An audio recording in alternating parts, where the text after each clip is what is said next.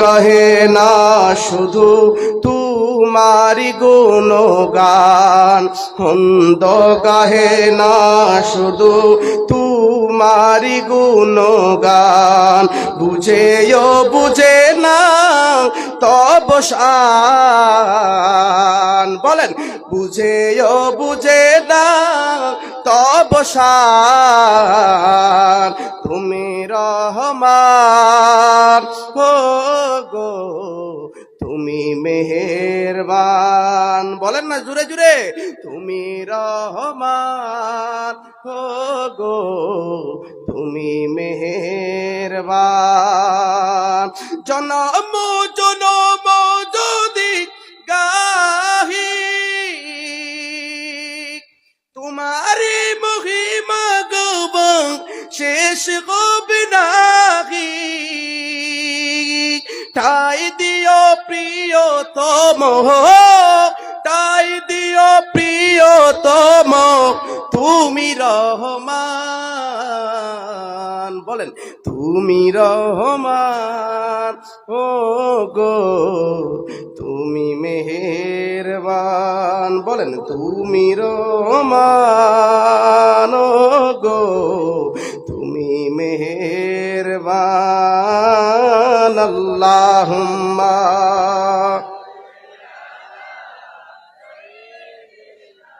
মাওলানা মুহাম্মদ ওয়ালা আলি সাইয়্যিদিনা। আর একটু জোরে জোরে আল্লাহুম্মা সাল্লি, জোরে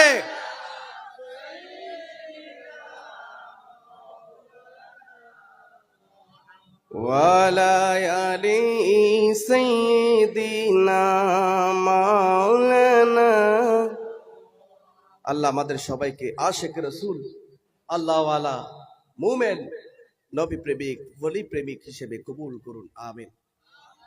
এবার আপনারা জবান খুলে বলেন, আজকের এই মাহফিল পেয়ে, জলসা পেয়ে আমরা খুশি না বেজার? কে কে বেজার হয়েছেন একটু হাত তোলেন তো। মাশাআল্লাহ, আমরা সবাই খুশি। আল্লাহ আমাদেরকে কবুল করুন, আমিন। আমার ভাইজান বসা আছেন, আল্লাহ অনেক উলামায়ে কেরাম আজকের এই মাহফিল এসেছে, সময় নাই, 10 মিনিট 15 মিনিট ধরে বক্তব্য রেখেছেন, সবাই কম, অনেক উলামায়ে কেরাম, আমার উস্তাদের উস্তাদ সমতুল্য উলামায়ে কেরাম এখানে উপস্থিত হয়েছেন। এক একজনের সময় এত কম করে হইলে হয় না, আমারও সময় একেবারে কম, যেহেতু অনুমতি 10টা পর্যন্ত, সেই জন্য আমি তাড়াহুড়া করে দুই একটি কথা বলবো, আর 10 থেকে 15 মিনিট আপনাদেরকে বিরক্ত করব। পারবেন সময় দিতে ইনশাআল্লাহ? পারবেন? পারবেন? সময় কম, আমাদের কাজ করতে হবে বেশি, কারণ হায়াতের বাজেট একেবারে কম। কখন মালাকুল মউত চলে আসে, আমাদের কখন কোথায় মালাকুল মউত চলে আসে আমরা কেউ জানি না। কবরে যাওয়ার আগে আগে আল্লাহ এবং রসুলকে রাজি করার দরকার আছে না নাই? আমার এই ভাই কোথায় দাঁড়ান, হায় রে কত কষ্ট করেছেন এই মাহফিলের জন্য। আমার সাথে কাল রাত 5টায় যোগাযোগ করছেন, রাত 5টা, আমি ত্রিপুরা একটা প্রোগ্রামে ছিলাম, বলছে ভাইজান আপনাকে একটু আসতে হবে। হঠাৎ কল, এই টাইমে আমি তো সচরাচর মাহফিল থেকে এসে আমি মোবাইল সাইলেন্ট করে ঘুমিয়ে যাই, কিন্তু কালকে সাইলেন্ট করি নাই, একটু আগেই আমার ঘুম এসেছে, হঠাৎ 1 ঘন্টার মধ্যে আবার কল, আমার ভাইয়ের কল পেয়ে আমি সাথে সাথে রিসিভ, বলছেন ভাই আপনি আমাদেরকে একটু কালকে সময় দিতে হবে, আপনি কি পারবেন? আমি বলছি ভাই আমি যেহেতু ফ্রি আছি, ইনশাআল্লাহ আমি প্রয়োজনে ঘুমাবো না, কিন্তু আপনার মাহফিলে গিয়ে উপস্থিত হব ইনশাআল্লাহ। তো মাগরিবের আগে আগে আমি কিন্তু এখানে উপস্থিত হয়ে গেছিলাম। অনেক উলামায়ে কেরাম আজ একের পর এক আসছেন, আমাকে সবার শেষে রেখেছেন, তারপরেও আমি ঘুমাই নাই কালকে থেকে আজ পর্যন্ত। গলার আওয়াজ আপনারা বুঝতে পারছেন, আমি ভালো করে কথা বলার আমার শক্তি নাই, তারপরেও আবারও যদি কখনো কোথাও সুযোগ হয় ইনশাআল্লাহ আপনাদের সাথে দীর্ঘ আলোচনা করার চেষ্টা করব। আমার জন্য আপনারা দোয়া করবেন, আমি মুসাফির, আপনাদের জন্য দোয়া করব, আপনাদের হাজরিকে আল্লাহ কবুল করুন, আমিন। না না এটা অন্যায় হবে, অন্যায় হবে তো। এবং আমার ভাই, ভাইয়ের নাম মুজিবুর রহমান ভাইয়ের সাথে যোগাযোগ রাখবেন। আমারকে যদি দরকার হয় ইনশাআল্লাহ ভাইকে কল দিলে আপনার পেয়ে যাবেন, অথবা আমার ভাইজানের সাথে যোগাযোগ করবেন, তাদের জন্য দোয়া করবেন, তারা যেন আহলে সুন্নাত ওয়াল জামাত মুসলমানদের পক্ষে সবসময় কাজ করতে পারে। আল্লাহুম্মা আমিন বলেন। আমার সাথে আপনারা গাইতে হবে, পারবেন কিনা ইনশাআল্লাহ? পারবেন কিনা ইনশাআল্লাহ? ভাইজান চলবে? আল্লাহর নবীর শান কি চলবে ইনশাআল্লাহ? কে কে শুনতে চান হাত তুলে এখন। দুই সাথীকে পাশে নিয়ে হাই শুয়ে আছো নিচুম নিরালায়, সুবহানাল্লাহ পড়েন। দুই সাথীকে পাশে নিয়ে হাই শুয়ে আছো নিচুম নিরালায়। আপনি চলে যাবেন? আচ্ছা আচ্ছা, ও ছাত্রদেরকে নিয়ে আচ্ছা আচ্ছা, একটু সামনের দিকে আগে আসেন। আপনারা যারা আছেন আগে একটু সামনের দিকে আগে আসেন। আসেন আসেন আসেন, সবাই আসেন। একটু দরুদ শরীফ পড়েন। আল্লাহুম্মা সাল্লি মাওলানা মুহাম্মদ ওয়া আলা আলি সাইয়্যিদিনা। দুই সাথীকে পাশে নিয়ে হাই শুয়ে আছো নিচুম নিরালায়, সাড়া দাও রাসূলুল্লাহ, সাড়া দাও রাসূলুল্লাহ, ধন্য করো দিদারে হয় গো সারা, ধন্য করো দিদারে। আমি সহিতে পারি না বিরহ জ্বালা, ধন্য করো দিদারে। আমি কেঁদে কেঁদে হই গো সারা, ধন্য করো দিদারে। দেখা দাও রাসূলুল্লাহ, বলো ধন্য করো দিদারে। দেখা দাও রাসূলুল্লাহ, ধন্য করো দিদারে। ডেকে লও রাসূলুল্লাহ, ধন্য করো দিদারে। আমি কাঁদি আমি সহিতে পারি না বিরহ জ্বালা, ধন্য করো দিদারে। দুই সাথীকে পাশে নিয়ে হাই শুয়ে আছো নিঝুম নিরালায়, সাড়া দাও রাসূলুল্লাহ, ধন্য করো দিদারে। পারি না বিরহ জ্বালা, ধন্য করো দিদারে। আল্লাহুম্মা সাল্লি সাইয়্যিদিনা মাওলানা মুহাম্মদ ওয়া আলা আলি সাইয়্যিদিনা মুহাম্মদ। আল্লাহ আমাদের সবাইকে ওই নবীর দিদার নসিব করুন। সকলে পড়েন আমিন। আর একটু জবান করে পড়েন আমিন। কারণ ওই নবী ছাড়া আমাদের কোনো উপায় নাই। ওই নবী দুনিয়াতে আসার সাথে সাথে আপনার জন্য কেঁদেছেন, আমার জন্য কেঁদেছেন। কথা বলেন ঠিক কিনা? সারা জীবন উম্মতের মায়ায় কেঁদেছেন, এখনো মদিনায় পাকে কাঁদছেন। শুধু তাই নয়, কাল ময়দানে মাহশরে আপনাকে না যতক্ষণ পর্যন্ত জান্নাতে নিতে পারবে না, গুনাহগারদেরকে যতক্ষণ না জান্নাতে নিতে পারবে না, মাকামে মাহমুদে সিজদায় পড়ে আপনার জন্য আমার জন্য উম্মতি উম্মতি বলে কাঁদতে থাকবেন। জোরে বলেন ঠিক কিনা বলেন? আরে জোরে বলেন ঠিক কিনা বলেন?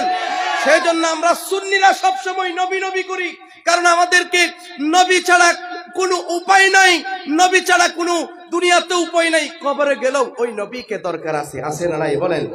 আর একটু জোরে বলেন, প্রয়োজন আছে না নাই বলেন? ওই কবরে গুলো আপনার নবী দরকার।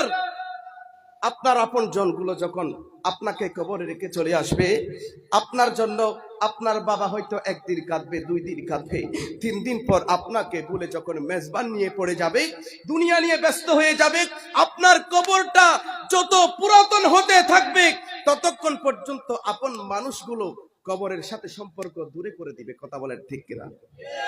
কথা বলেন ঠিক কিনা বলেন? যত পুরাতন হতে হবে আপনার কবর, আপন মানুষগুলো তত পর হতে থাকবে। কিন্তু ওই কবরে যদি নবীর প্রেম, মহব্বত, ভালোবাসা দিয়ে যেতে পারি, কথা বলে লাভ না লস। আপনাকে ওই কবরের মধ্যে যখন রেখে চলে আসবে, মুনকার নাকির যখন বলবে মার রাব্বুক ওয়া মা দীনিক ওয়া মা কুনতা তাকুলু ফি হাক্কি হাজার রাজুল, যখন আপনাকে প্রশ্ন করবেন মার রাব্বুক, তোমার রব কে? বলেন রব কে? জোরে বলে আমাদের রব কে? ওয়া মা দীনিক, তোমার দিন কি? তখন আপনি বলে দেব আমার ধর্ম হচ্ছে শ্রেষ্ঠ ধর্ম, ইসলাম ধর্ম। জোরে জোরে বলেন সুবহানাল্লাহ। আমার ধর্ম হচ্ছে পৃথিবীর সর্বশ্রেষ্ঠ শান্তির ধর্ম, ইসলাম ধর্ম, সাম্যের ধর্ম। মারামারির ধর্মর নাম ইসলাম নয়, শান্তির ধর্ম হচ্ছে ইসলাম। কথা বলেন ঠিক কিনা? জঙ্গিবাদের নাম ইসলাম নয়, মারামারির নাম ইসলাম নয়, কারো উপর আঘাত করব এটার নাম ইসলাম নয়। শান্তির নাম হচ্ছে এবং মানুষদেরকে ক্ষমা করে দেওয়ার নাম হচ্ছে ইসলাম। কথা বলেন ঠিক কিনা? আর আপনাকে যখন আমার নবীর চেহারায় আনোয়ার দেখিয়ে বলা হবে ওয়া মা কুনতা তাকুলু ফি হাক্কি হাজার রাজুল, আমার নবীর চেহারা দেখিয়ে যখন বলা হবে এই মানুষটাকে তুমি চিনো কিনা বলো, তখন আপনি সাথে সাথে বলে দিবেন ইনি তো আমার স্বপ্নের সাধনার নবী মুহাম্মাদুর রাসূলুল্লাহ সাল্লাল্লাহু তাআলা আলাইহি ওয়াসাল্লাম। তখন আল্লাহর আরশে আজিম থেকে আওয়াজ আসবে, ওগো আমার প্রিয় বান্দা আশিক রাসূলের জন্য তোমরা কবরটাকে বিশাল করে দাও, প্রশস্ত করে দাও। সুবহানাল্লাহ পড়েন। তখন আপনার কবরের সাথে জান্নাতের সাথে সম্পর্ক করে দিবে, জান্নাতে বিছানা বিছিয়ে দেওয়া হবে এবং এমন একটি ঘুম আপনি দিবেন, ওই ঘুমের সাথে সাথে যখন আপনার ঘুম ভেঙে যাবে ওই ঘুমটা হবে কিয়ামতের ফজর। জোরে জোরে বলেন সুবহানাল্লাহ।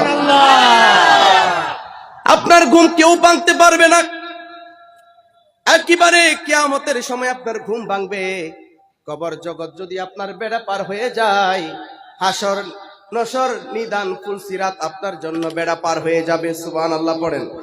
তাহলে কবরে যদি আমরা নবীকে চিনি আমাদের জন্য লাভ আছে না নাই?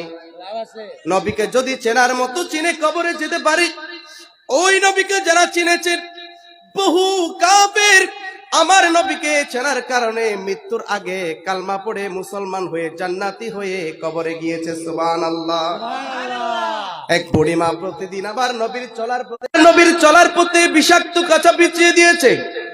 আমার নবীর যেদিকেই চলাফেরা করত সেদিকেই বিষাক্ত কাঁটা বিছিয়ে দিয়েছে। আমার নবীর পা থেকে রক্ত ঝরেছে, পা ফুলে গিয়েছে। একদিন আমার নবী যখন ওই পথ দিয়ে বের হলেন, পথের মধ্যে কাঁটা পেলেন না। সাহাবায়ে কেরামদেরকে ডাক দিয়ে বলেন, ও সাহাবায়ে কেরাম, নিশ্চয় আমার বুড়িমার কোনো সমস্যা হয়েছে। প্রতিদিন আমার চলার পথে বিষাক্ত কাঁটা বিছিয়ে দেয়, আজকে কোনো কাঁটা বিছাই নাই, ঘটনা কি? নিশ্চয় ওই বুড়িমা ইহুদি বুড়ির কোনো সমস্যা হয়েছে। সুবহানাল্লাহ পড়েন। নিশ্চয় ওই বুড়ির কোনো সমস্যা হয়েছে, না হয়ে কাঁটা বিছাই নাই কেন? সাথে সাথে সাহাবায়ে কেরামদেরকে নিয়ে ওই বুড়িকে দেখার জন্য চলে গেলেন। সুবহানাল্লাহ। আমার নবীকে যখন দেখতে পেলেন ওই বুড়ি অবাক হয়ে গেলেন। যে আব্দুল্লাহর বেটা মুহাম্মদ যেই পথে হাঁটতো আমি কাঁটা বিছিয়ে দিতাম, আজকে মনে হয় আমার উপর প্রতিশোধ নেওয়ার জন্য এসেছে। আমার নবী ডাক দিয়ে বলেন, ও বুড়িমা, আপনি ভয় পাবেন না, আপনি টেনশন করবেন না, আপনি চিন্তা করবেন না। আপনাকে আমি মারার জন্য আসি নাই, আপনি অসুস্থতার খবর পেয়ে আমি এসেছি। সুতরাং আপনি মনে করবেন না আপনাকে মারার জন্য আমি এসেছি। আপনি অসুস্থ, আপনি বুড়ি মার সেবা করার জন্য আমি মুহাম্মাদুর রাসূলুল্লাহ প্রস্তুত। সেজন্য কেউ যদি আপনাকে আঘাত করে, কেউ যদি আপনাকে কষ্ট দেয়, ক্ষমা করে দিবেন। আপনার সম্মান বাড়িয়ে দিবেন কে? আল্লাহ। আরেকটু জোরে বলেন কে? আল্লাহ। ক্ষমা মহত্বের লক্ষণ। আপনাকে কেউ যদি কষ্ট দেয়, আঘাত দেয়, ক্ষমা করে দিবেন। আপনার ইজ্জত আল্লাহ বাড়িয়ে দিবেন ইনশাআল্লাহ। ইনশাআল্লাহ। ওই বুড়িমার সাথে সাথে চোখের পানি ছেড়ে দিলেন।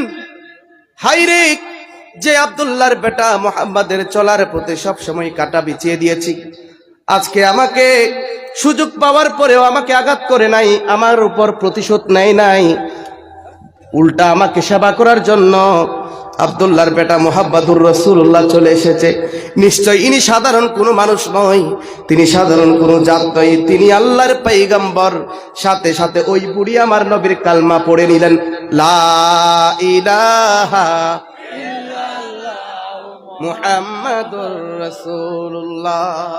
এভাবে একটা দুইটা নয়, বহু কাফের আমার নবীর কালমা, আমার নবীর আদর্শ দেখে দেখে নবীর প্রেমে মুগ্ধ হয়ে কালমা পড়ে মুসলমান হয়ে গেছে। সুবহানাল্লাহ। তাহলে আমাদের ভেতর নবীজির এই আদর্শ থাকার দরকার আছে না নাই? কথা বলেন, থাকার দরকার আছে না নাই? এই আদর্শ আমাদের ভেতর থাকতে হবে। এক ইহুদি আমার নবীর খাদেম ছিলেন, 7 বছর পর্যন্ত নবীর গোলামি করেছেন। আল্লাহু আকবার বলবেন না? শুধু মুসলমান যে নবীর খাদেম ছিলেন তা নয়, বহু ইহুদির ছেলেরাও নবীর খাদেম ছিলেন। এক ইহুদির ছেলে 7 বছর নবীর খেদমত করেছেন। ইহুদি তো মসজিদে ঢুকতে পারে না, সেজন্য নবী যখন মসজিদে প্রবেশ করে ফেলতেন, জুতাগুলো এভাবে বুকের মধ্যে নিয়ে দাঁড়িয়ে থাকতেন। সুবহানাল্লাহ। এভাবে দাঁড়িয়ে থাকতেন, 7 বছর এভাবে দাঁড়িয়েছিলেন। হঠাৎ 7 দিন পর্যন্ত আমার নবী ওই ইহুদির ছেলেকে দেখতে পায় নাই। সাহাবায়ে কেরামদেরকে, সাইয়েদনা সিদ্দিক আকবরকে ডাক দিয়ে বলেন, ওগো আবু বকর, কি ব্যাপার? যে ইহুদির ছেলেটা আমার গোলামি করে আমার খেদমত করতে আসে, আজকে 7 দিন হয়ে গেল দেখি নাই কেন? 7 বছর আমার খেদমত করেছে, আজ 7 দিন গত হয়ে গেছে, আমি তাকে দেখতে পাই নাই কেন? সাইয়েদনা সিদ্দিক আকবর ডাক দিয়ে বলেন, ইয়া রাসূলুল্লাহ, খবর নিয়ে জানতে পেলাম ওই ইহুদির ছেলেটা ভীষণ অসুস্থ হয়েছে। আমার নবী বলছেন, হায়রে, আমার গোলাম অসুস্থ হয়েছে, আমার গোলাম অসুস্থ হয়েছে, আমি এখনো দেখতে যাইতে পারি নাই। চলো তাড়াতাড়ি তাকে দেখতে যেতে হবে। সে ইহুদি হতে পারে, সে নাসারা হতে পারে, সে বিধর্মী হতে পারে, কিন্তু আমার গোলাম, আমি তাকে দেখতে যাওয়া এটা আমার দায়িত্ব। সুবহানাল্লাহ। সেজন্য আপনার পার্শ্ববর্তী কোনো হিন্দু মানুষ হোক, অন্য কোনো মানুষ হোক, অন্য কোনো বিধর্মী মানুষ হোক, হিন্দু মানুষ হোক, সেই মানুষ বিপদে পড়বে, আপনি মুসলমান হতে পারেন, তাকে মানুষ হিসেবে আপনাকে সেবা করতে হবে। সুবহানাল্লাহ। তাকে সেবা করতে হবে। এই আদর্শ আমাদের ভেতর থাকতে হবে। এই আদর্শ যদি আমাদের ভেতর থাকে, ইসলামের ঝান্ডা পুরো পৃথিবীর মধ্যে উড্ডয়ন করে দিবেন কে? আল্লাহ।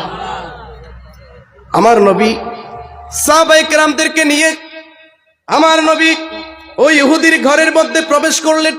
সাথে সাথে আমার নবী ওই ইহুদির ছেলের মধ্যে এভাবে হাত দিলেন, হাত রাখলেন, দেখতে পেলেন আমার নবী সাথে সাথে ভীষণ জ্বর, ভীষণ অসুস্থ।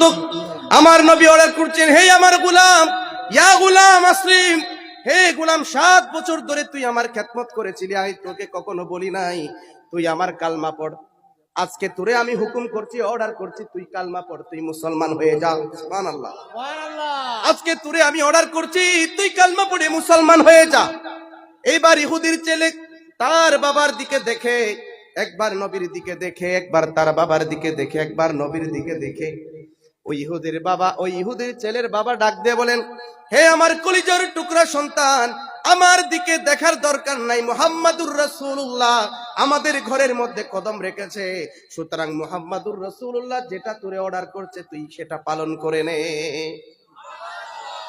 মুহাম্মাদুর রাসূলুল্লাহ যেটা তোরে অর্ডার করেছে সেটা তুই পালন করে নে। সাথে সাথে ওই ইহুদির ছেলে আমার নবীর কালমা পড়ে নিলেন, লা ইলাহা ইল্লাল্লাহ।